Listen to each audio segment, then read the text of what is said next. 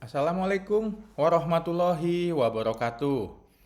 Saya Agung Pramudia Wijaya. Saya adalah staf dosen pengajar di Program Studi Desain Produk Institut Teknologi Nasional atau ITENAS Bandung. Pada video kali ini saya akan memaparkan mengenai unsur pengajaran yang saya lakukan. Di program studi desain produk ITENAS, saya mendapat kepercayaan untuk mengampu 3 mata kuliah, yaitu mata kuliah rupa dasar 3 dimensi yang mahasiswanya adalah mahasiswa baru tingkat 1, semester 1 dan semester 2, lalu juga mata kuliah desain untuk masyarakat dan juga mata kuliah craft design. Yang pertama saya akan menjelaskan mengenai mata kuliah rupa dasar 3 dimensi. Saya sambil membaca RPS dari mata kuliah rupa dasar 3 dimensi ini. Jadi secara deskripsi singkat bahwa mata kuliah rupa dasar 3 dimensi adalah mata kuliah yang memberikan dasar-dasar pembentukan sikap dan pengalaman berkreasi melalui pendekatan learning by doing dalam bentuk eksperimen pada objek olahan dengan memberikan perlakuan pada komposisi dasar untuk mendapatkan nilai kebaruan yang akan dimanfaatkan sebagai kapital untuk menghasilkan kreasi 3 dimensional. Studi kasus diarahkan pada karakteristik unsur visual. Jadi, kalau secara mudah, bahasa mudahnya, mata kuliah rupa dasar 3 dimensi ini adalah mata kuliah yang mengajarkan kepekaan rasa, mengolah kepekaan rasa mahasiswa secara 3 dimensi. Karena untuk menjadi seorang desainer produk harus memiliki kepekaan terhadap bentuk yang sifatnya 3 dimensi. Kalau di luar negeri mata kuliah ini disebutnya basic design. Khususnya kalau rupa dasar 3 dimensi ini disebutnya three dimensional basic design. Karena ini merupakan basic design, ya, dasar-dasar dalam mendesain. Jadi mata kuliah ini merupakan salah satu mata kuliah yang sangat penting sebagai bekal untuk mahasiswa dalam mendesain untuk masuk ke tingkatan berikutnya dalam mata kuliah yang berkaitan dengan desain produk ketika nanti merancang sebuah produk yang memiliki fungsi tertentu. Mata kuliah ini memiliki bobot 3 SKS di mana CPMK-nya mahasiswa memiliki kemampuan untuk mencari dan menemukan nilai kebaruan yang ditawarkan berdasarkan perlakuan yang diberikan pada sebuah komposisi dasar. Yang kedua, mahasiswa memiliki pengalaman untuk memanfaatkan nilai kebaruan yang ditemukan untuk dimanfaatkan sebagai dasar dalam menghasilkan kreasi 3 dimensional. Jadi, melalui mata kuliah ini mahasiswa belajar mengolah kepekaan rasa secara 3 dimensional melalui beberapa material. Dalam satu semester itu biasanya ada 2-3 karya yang harus dibuat oleh mahasiswa dalam pengawasan saya sebagai dosen utama dan 2 asisten dosen yang berada di tim kami. Jadi mata kuliah rupa dasar 3 dimensi ini adalah mata kuliah praktek, mata kuliah berasistensi. Pada awal kuliah kami memberikan materi, memaparkan materi per minggu. Apa materi hari ini? Ya, lalu disambung dengan tanya jawab, lalu dilanjutkan dengan proses asistensi yang dilakukan kurang lebih selama 5 jam. Jadi kuliahnya berjalan selama 6 jam. 1 jam pemaparan materi dan 5 jam asistensi. Nah, pokok bahasan dari mata kuliah rupa dasar 3 dimensi ini adalah sikap dalam berkarya melalui pendekatan eksplorasi unsur visual, kreativitas, observasi pada objek tiga dimensi, komposisi, dan unsur perseptual pada komposisi tiga dimensi, dan faktor-faktor pada kreasi tiga dimensi. Jadi mahasiswa harus mengenali karakter yang digunakan dalam berkarya. Misalnya, pada semester pertama dan karya pertama itu biasanya menggunakan kertas. Nah, kertas adalah barang yang sifatnya dua dimensi, lembaran. Nah, kita mulai dari kertas yang sifatnya dua dimensi. Bagaimana kertas yang bersifat dua dimensi, yang biasanya itu digunakan sebagai media menggambar, media menulis, dimanfaatkan menjadi material yang nantinya dirubah menjadi sebuah karya visual yang bersifat tiga dimensi. Ya, dengan proses perlakuan dilipat, digulung, ditekuk, dilengkungkan, dan lain-lain, sehingga itu menjadi sebuah karya tiga dimensi. Nah, kepekaan ini perlu dibangun sejak tingkat 1 sebagai bekal untuk mendesain sebuah produk fungsi nantinya. Nah, di pertemuan pertama,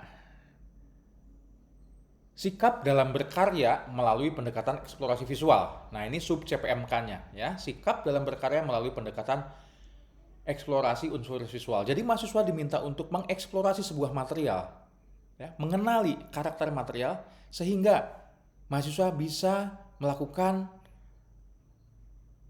aktivitas berkarya menggunakan material yang dikenali, ya.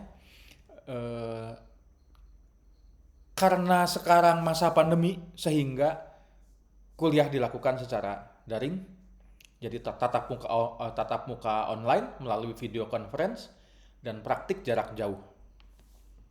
Yang sebelumnya dilakukan secara tatap muka, secara langsung di studio. Nah, materi pembelajarannya adalah komposisi dan nilai kebaruan pada perlakuan visual. Nah, pada minggu kedua dan sampai minggu ketiga, kreativitas dan observasi. Jadi mahasiswa menggali kreativitasnya melalui material yang digunakan untuk berkarya, melakukan observasi dengan menawarkan gagasan-gagasan. Kertas ini mau diapain? Kertas ini mau diapakan? Setiap mahasiswa harus menghasilkan gagasan yang berbeda. Mahasiswa yang saya ajar jumlahnya 30, sehingga dalam satu kelas harus menghasilkan 30 gagasan yang berbeda. Kalau ada gagasan yang sama antara satu mahasiswa dan mahasiswa yang lain, dua-duanya harus mengganti gagasan. Karena kami di Desain Produk ITENAS mendidik mahasiswa untuk selalu menghasilkan gagasan yang harus berbeda dengan orang lain, karena kami memiliki tujuan karya mahasiswa kami harus memiliki nilai inovasi yang tinggi. Tidak boleh sama dengan orang lain. Nah, ini juga dilakukan secara tatap muka. Lalu juga di minggu keempat, komposisi dan unsur perseptual pada komposisi tiga dimensi. Nah, jadi di bidang desain itu mengenal yang namanya unsur visual. Unsur visual itu ada titik, ada garis, ada bidang, ada ruang, gitu kan ya. Lalu juga ada bayangan, ada gelap terang, misalnya seperti itu. Lalu juga ada unsur perseptual. Unsur perseptual itu unsur yang sifatnya persepsi. Misalnya ada keseimbangan, ada arah, ada yang namanya gerak, ada yang namanya kesan-kesan tertentu, ya, yang bisa dinilai oleh orang yang melihatnya. Nah, di sini mahasiswa juga diajarkan bagaimana bisa membaca sebuah arah dari sebuah karya, arah, bentuk, kesan-kesan yang ditimbulkan oleh sebuah karya, ya, secara tiga dimensi. Lalu juga di minggu kelima, faktor pada kreasi tiga dimensi. Ini menilai kualitas sebuah karya. Ketika mahasiswa menghasilkan sebuah karya, nah kualitasnya apa nih? Misalnya gitu ya. Apakah ini memiliki nilai estetis yang tinggi? Kalau yang tadinya kertas dua dimensi itu tidak memiliki nilai estetis, bagaimana ketika itu dirubah menjadi tiga dimensi, itu menjadi sebuah karya tiga dimensi yang memiliki nilai estetis yang tinggi. dibandingkan sebelum kertas yang 2 dimensi yang lembaran itu tidak diapa-apakan. Nah, di situ mahasiswa juga belajar untuk menilai sebuah kualitas estetika dari material yang diolahnya. Lalu minggu ke-6 dan minggu ke-7, kreativitas dan observasi pada objek 3 dimensi. Studi kasus bentuk dari misalnya bisa jadi dari alam, misalnya begitu ya. Mahasiswa menawarkan alternatif gagasan yang ditawarkannya berupa konsep kreativitas dari setiap mahasiswa yang harus berbeda-beda. Di minggu ke-8, ujian tengah semester. Ujian tengah semester ini mahasiswa mengumpulkan karya yang pertama. Ini adalah sebagai bentuk evaluasi pada proses pembelajaran selama setengah semester, penilaian karya yang sudah dikumpulkan setiap mahasiswa. Biasanya kami melakukan pameran internal di dalam kelas. Jadi kelasnya atau studio kami diubah menjadi sebuah ruang pameran, tidak seperti ruang kelas pada umumnya ketika kita melakukan kuliah sehari-hari. Kita membuat sebuah display dengan pencahayaan tertentu sehingga kelas kami menjadi sebuah ruang pameran, dan ujian tengah semesternya adalah pameran karya pertama. Lalu di minggu ke-9, komposisi dan unsur perseptual dan komposisi 3 dimensi.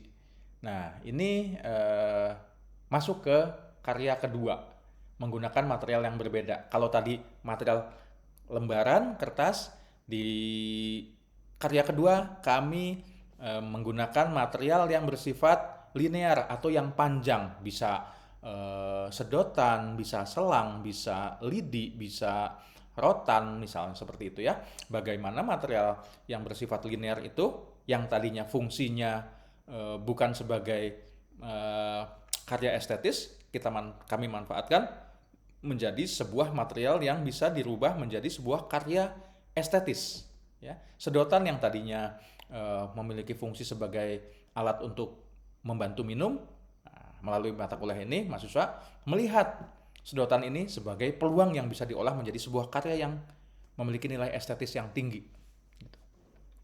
Di minggu ke-10, di minggu ke-11, kreativitas dan observasi pada objek 3 dimensi, studi kasus mix material.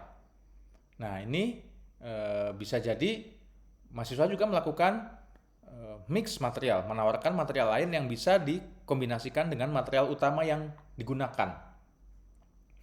Ini juga dilakukan secara tatap muka melalui video conference atau aplikasi yang biasa kami gunakan adalah Zoom atau juga Google Meet. Yang asistensinya kami lakukan juga selain menggunakan Zoom juga menggunakan aplikasi chat seperti WhatsApp dan Line. Di sini mahasiswa menawarkan konsep kreativitas. Lalu di minggu ke-13 dan 14, komposisi dan unsur perseptual pada komposisi 3 dimensi. Lalu juga minggu ke-15, faktor-faktor pada kreasi 3 dimensi pada kreasi 3 dimensi. Lalu mahasiswa bisa menjelaskan faktor-faktor pada kreasi 3 dimensinya. Misalnya, ini memiliki komposisi yang seperti apa, memiliki keseimbangan yang seperti apa, memiliki proporsi yang bagaimana, memberikan kesan apa sehingga orang yang melihat mendapatkan kesan apa. Dan pada minggu ke-16 kami melakukan evaluasi akhir semester atau ujian akhir semester.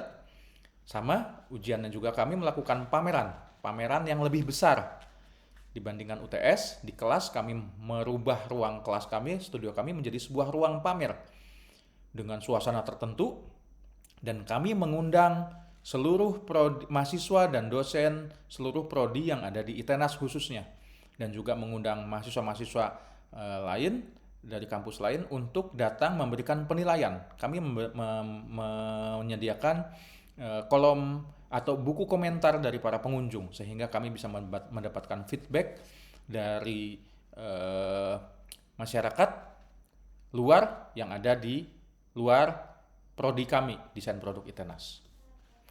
Nah, itu adalah penjelasan saya mengenai unsur pengajaran untuk mata kuliah rupa dasar 3 dimensi.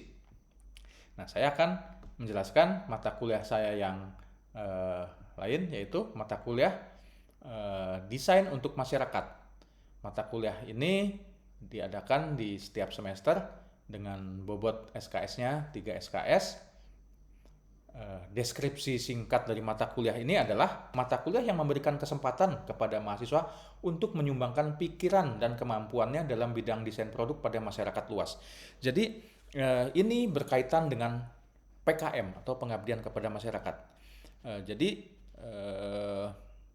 ini adalah bentuk PKM yang dilakukan mahasiswa bersama dengan dosen. Jadi di jurusan program studi desain produk ada mata kuliah yang bentuknya pengabdian kepada masyarakat. Nah, nama mata kuliahnya desain untuk masyarakat. Ini dilakukan oleh dosen dan mahasiswa. Jadi mahasiswa melakukan PKM ini bersama dengan PKM-nya dosen, gitu ya. Jadi selain kami melakukan PKM, mahasiswa juga melakukan mata kuliah ini, gitu ya. Jadi ketika melakukan mata kuliah ini sambil melakukan PKM, gitu ya. Jadi dosen di prodi kami dosen ada 10, misalnya mahasiswa ada 20. Nah, dibagi menjadi 10 kelompok, satu dosen dengan 2 mahasiswa untuk melakukan 10 jenis PKM. Dosen dan mahasiswa melakukan observasi pada sebuah masyarakat tertentu, komunitas masyarakat, kelompok masyarakat, ataupun pada lembaga pendidikan yang dirasa perlu untuk dijadikan mitra dalam melakukan kegiatan PKM ini. Nah, pokok bahasan dari mata kuliah desain untuk masyarakat ini adalah memotivasi dan empati pemberdayaan masyarakat. Yang kedua, observasi data, penulisan proposal, dan pengajuan proposal. Lalu presentasi agenda PKM, jadwal kerja, dan rencana kerja. Pelaksanaan PKM di lokasi, lalu presentasi hasil PKM, dan laporan PKM. Jadi outputnya dari kegiatan ini adalah berupa laporan PKM yang itu disahkan oleh lembaga penelitian yang ada di ITENAS. Disahkan secara resmi oleh LPPM ITENAS. Jadi di awal kegiatan, dosen dan mahasiswa membuat proposal yang diajukan kepada LPPM untuk mendapat pendanaan. Biasanya itu adalah PKM hibah internal dari ITENAS. Nah, di minggu pertama dan kedua pada kuliah desain untuk masyarakat ini, mahasiswa merespon program pengabdian pada masyarakat, ya, misalnya pada desa binaan atau sentra industri bersama dengan dosen yang melakukan PKM. Lalu juga mahasiswa mengusulkan proposal PKM sesuai dengan format usulan PKM yang ada di LP2M ITENAS. Nah, dosen dengan mahasiswa membuat proposal, ya. Setelah melakukan observasi apa kegiatan yang akan dilakukan, masyarakat mana yang akan diajak sebagai mitra dalam pelaksanaan PKM. Lalu di minggu ke-5, mahasiswa mempresentasikan jadwal kerja dan materi pelaksanaan PKM di lokasi PKM. Jadi setelah kami membuat proposal, membuat rencana pelaksanaan PKM, mahasiswa mempresentasikan, ya, apa rencana PKM-nya. Di minggu ke-6 sampai ke-12 mahasiswa melaksanakan PKM, ya. Jadi ini adalah mata kuliah yang sifatnya koordinatif. Saya sebagai dosennya, saya dosen koordinator mata kuliah desain untuk masyarakat. Nah, lalu mahasiswa dan dosen harus melakukan kegiatan masyarakat di lokasi di mana masyarakat diajak bermitra. Ya. Contoh yang sudah pernah kami lakukan misalnya PKM memberikan sebuah keterampilan desain bagaimana mendesain sepatu yang baik dan benar untuk para pelaku UKM di sentra alas kaki, sentra sepatu Cibaduyut, Bandung, misalnya begitu. Pernah juga kami melakukan PKM memberikan wawasan tentang literasi digital, tentang literasi kreatif untuk masyarakat, untuk sekolah dasar. Karena kami melihat literasi kreatif di sekolah yang kami ajak bermitra itu masih sangat kurang sehingga kami merasa perlu untuk memberikan semiloka literasi kreatif bagi guru dan siswa di sana. Kami melakukan di sana eh, membuat sebuah semiloka, memberi seminar kepada guru, lalu memberikan workshop kepada siswa bagaimana membuat sebuah pementasan untuk menyampaikan gagasan melalui sebuah pementasan, lalu diakhiri dengan pementasan yang dilakukan oleh siswa-siswa sekolah dasar, dan itu kami dokumentasikan dalam bentuk foto dan video.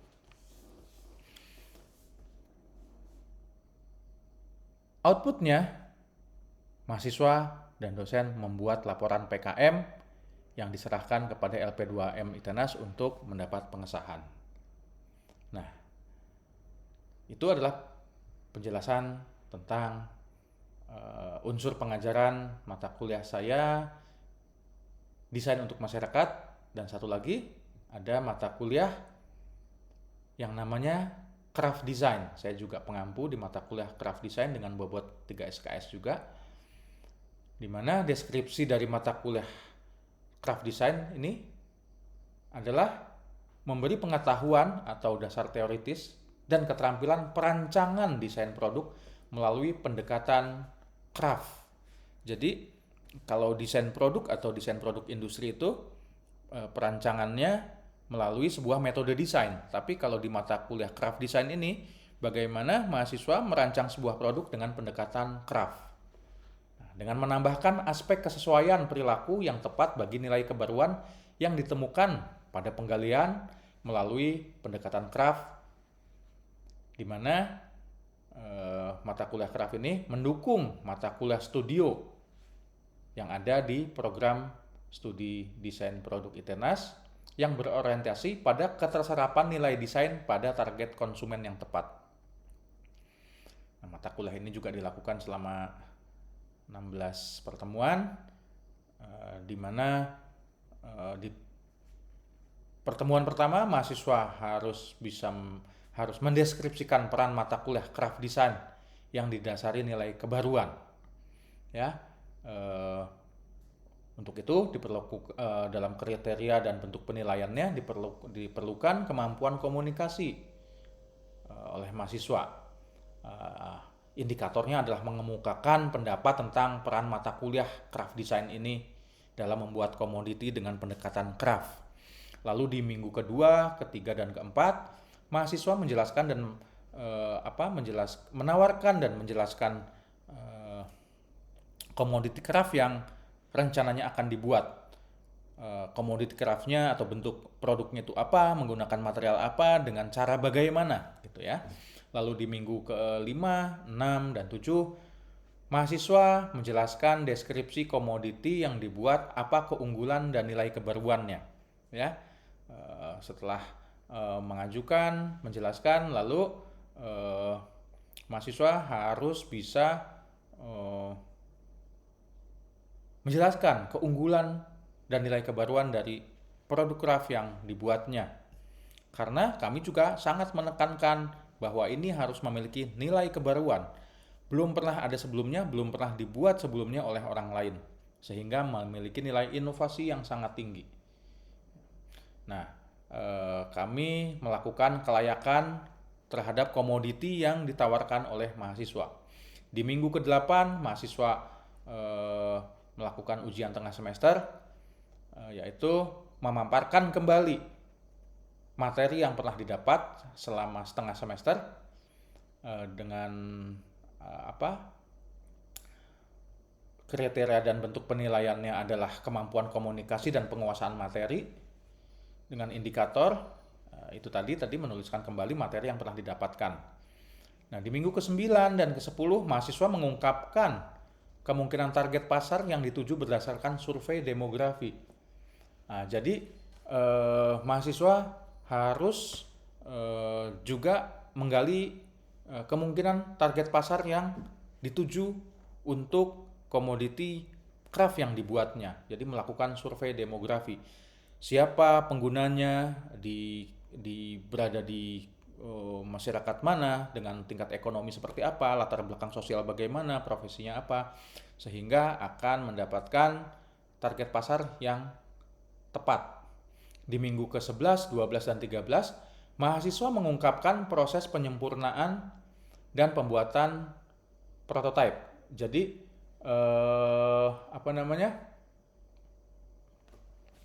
mahasiswa harus melakukan penyempurnaan dari prototipe yang sudah dibuat dalam prosesnya melalui sebuah asistensi yang dilakukan oleh dosen. Jadi ketika asistensi ada penyempurnaan yang harus dilakukan oleh mahasiswa, nah disitulah mahasiswa melakukan penyempurnaan terhadap prototipe yang dibuatnya. Lalu mahasiswa juga pada minggu ke-14 dan 15 itu mempresentasikan commodity craft yang dibuat dan menetapkan pasarnya. Jadi di minggu ke-14 dan ke-15 sudah menentukan pasarnya yang sebelumnya dianalisa, disurvei, dan disimpulkan. Pada minggu ke-14 dan ke-15 produknya harus sudah jadi, sudah fix, dan sudah menetapkan pasar yang ditujunya. Dan minggu ke-16 mahasiswa melakukan ujian akhir semester dengan kriteria dan bentuk penilaiannya adalah kemampuan komunikasi dan penguasaan materi, ujian tertulis, lalu mengumpulkan prototipe commodity craft yang sudah dibuat, mengumpulkan laporan proses pembuatan craft tersebut dari awal sampai pada proses akhir, dengan indikator menuliskan handout dari produk craft yang sudah dibuat. Demikian pemaparan saya untuk mata kuliah yang ketiga saya, craft design, dan berakhir pula pemaparan saya untuk 3 mata kuliah yang saya ampu, yaitu rupa dasar 3 dimensi, mata kuliah desain untuk masyarakat, dan juga mata kuliah craft design. Demikian pemaparan dari saya. Terima kasih. Saya Agung Pramudia Wijaya. Assalamualaikum warahmatullahi wabarakatuh.